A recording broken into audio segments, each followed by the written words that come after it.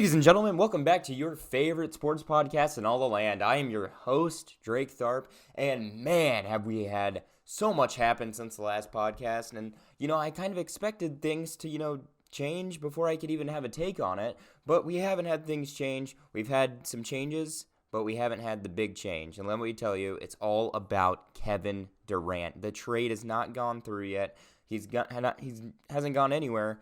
It was the day after I dropped my last podcast, about him and Kyrie Irving re-signing, staying with Brooklyn. And the day after, around 24 hours after I dropped the podcast on Wednesday, Durant announces he wants a trade and out of Brooklyn. It's the number one question. Where is Kevin Durant headed? Let's jump right into that here. We're going to get into it. The Suns are obviously the top favorite right now. So are the Heat. Those are the two main destinations, the number one seeds in both conferences. How ironic, right?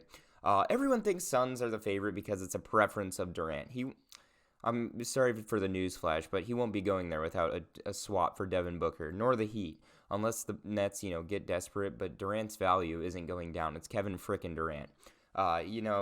The Heat may have a better trade package waiting, but, as time goes on and on, I see one of these, top teams, their likelihood going down from here if the time is going to keep going for Durant to not be moved, in a quick manner of time. So I think the Heat and the Suns have realized, we're number one seeds. We don't need to trade our future and our, what we've built here for, a star like Durant. I think they've realized that. I think the trade would have happened a lot earlier between one of them if he's going to go to one of those teams.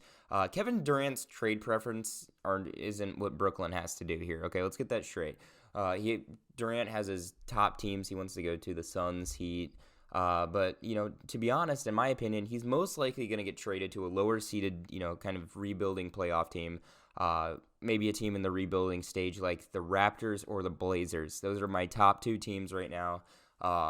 Likelihood for Kevin Durant to go to. Not who I'd like him to go to, but those are my top two destinations. Those are the likely, destinations in my opinion for Durant. They have the pieces, picks, young players. Brooklyn can make a lot happen out of those two teams.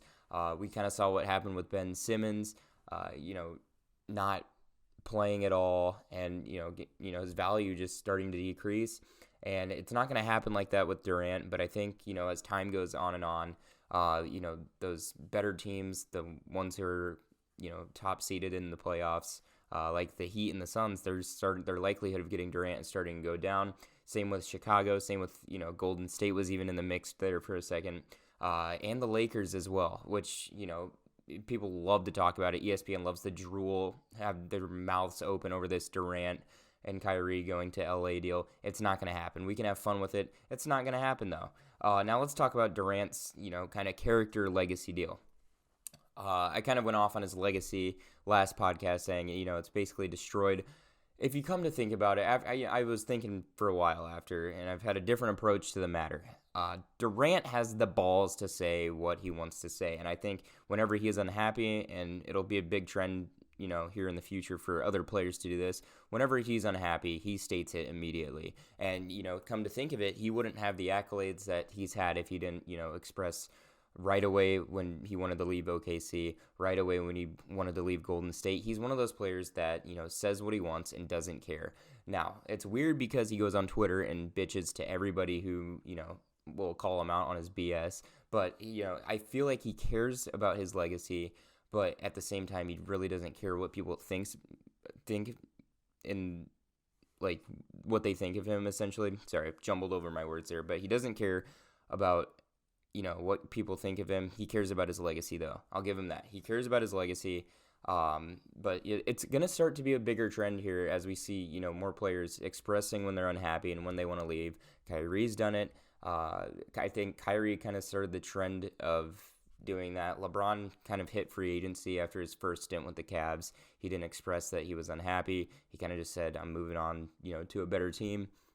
But Durant and Kyrie have both, they're both very vocal characters, and they express when they're unhappy. So, Durant, I feel like, it took a lot out of his, public image to say, I want to leave for the third time and go on to a fourth team here.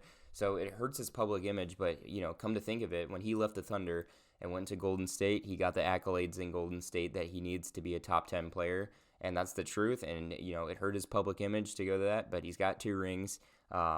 So, whatever you want to call them, cupcake rings or whatever, he has those accolades. So I've kind of had a different approach to the matter.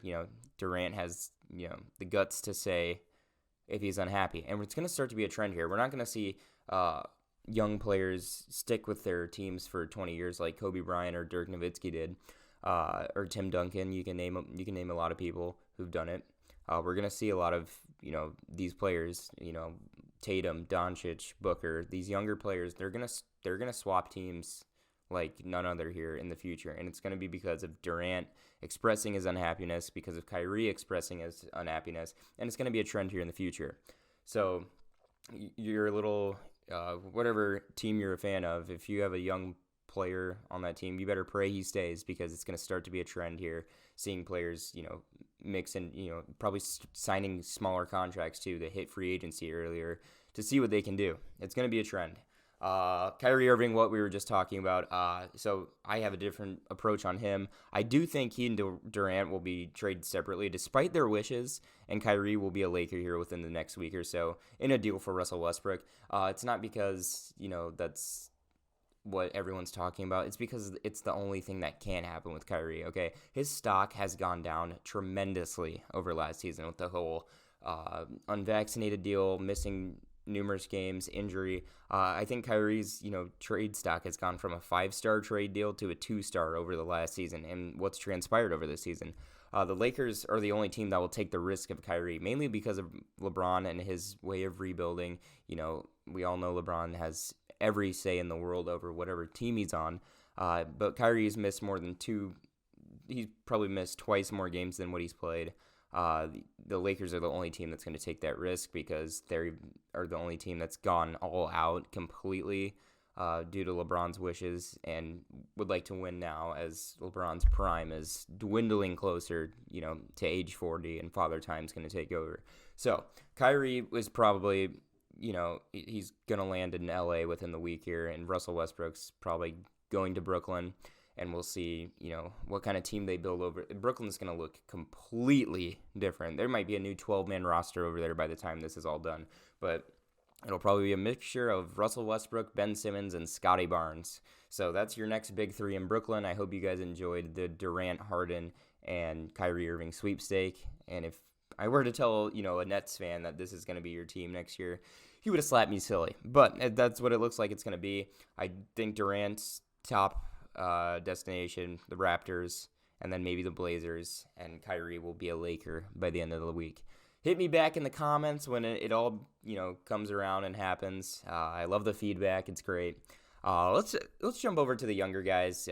Summer League basketball. Chet Holmgren was going off tonight. He hit 5 threes and set the blocks record in the summer league game, which was surprisingly only 6, but he is looking like a star in the making. And he didn't play the generic center role like I kind of presumed he would. I thought he'd be a little slow, but he looked up to pace.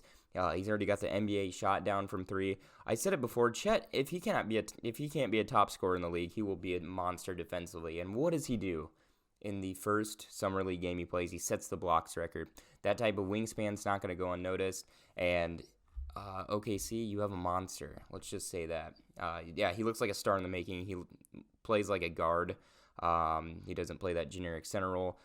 Chet Holmgren, possibly Rookie of the Year. We shall see. That is your Summer League look. I need a name for this segment, because each week we're going to take a look at a Summer League player, and keep your eyes open on the young stars in the making in the league here. I need a segment name for it, though. I don't know. Anywho, let's jump to the finale of the show. We're jumping all the way over to college football.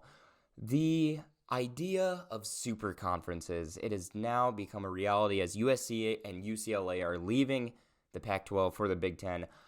This whole idea of super conferences, I love it. I'm not huge on change when it comes to, like sports leagues or, like changing things up in the NBA conference wise or maybe in the NFL conference wise. But here in college football, it would make things a lot easier for the playoff route. And here's why. I think it makes the playoffs conversation easier to decide. I think they will expand to 8 teams eventually.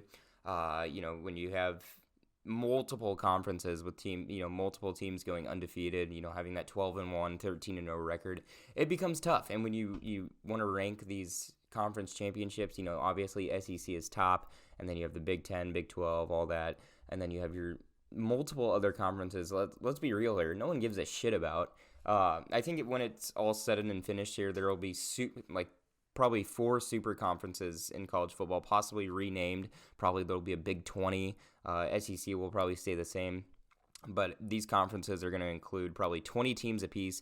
And 2 out of those 4 super conferences, 2 teams from those 4 super conferences will each have a spot in the 8-team playoff race. I think there's going to be divisions. There's probably going to be 20 teams per conference, 2 divisions, 10 teams in a division. It's going to probably look like, kind of an NFL deal, but, probably a lot bigger conference-wise. It's wonderful. I think it adds more element to the game, and it's going to create different rivalries. We could see a Nebraska-USC rivalry here in the future. I think it's great. I think it's going to be fun. It adds more element. I think a lot of these rivalries in college football have lasted too long, and I think it needs a new era. It's great. I love it. It's going to make the playoffs conversation a lot easier to decide. There's not going to be a lot of controversy like there has been every single year in college football. So expect probably Notre Dame to step into a new conference here. USC and UCLA have already made the move. Expect Clemson maybe probably to be in the SEC by the end of 2025 or something like that. It's going to be great. We're going to see a lot more rivalries, a lot more element to the game. It's going to be crazy once this all becomes a thing. I think it's going to, like I said, 4 super conferences, 8 teams in the college football playoffs. It's going to look great for the future. And this is what our kids are going to grow up watching. Probably, Nebraska-UCLA rivalry, like I said, Michigan State UCLA, or something like that along those lines. And, with these conferences, there will be, new rivalries in order. So it's going to be good. I think it's going to be great for the sport all around, and it's going to probably help a lot of schools catch bigger names. So we'll see, schools that have been argued to not play top teams, like say UCF that one year when they went 14-0, absolutely obliterated everyone. We could see them in a tougher conference, and there won't be controversy on who should be in the playoffs. So I think it's great. I think it's awesome. And yeah, I think I've said enough on the topic already. That was the show, everybody. Thank you for watching. I think it's episode 40. I'm not going to lie. I think it is. Finally, I've been teasing the fact that it's been episode 40 for like the past 5 episodes. I can't keep track anymore. But yeah, it's been fun. It's about midnight here on technically Wednesday morning. So I'm going to get this edited and hit the hay. And I hope you guys enjoy this episode. I'll see you all next time. Peace.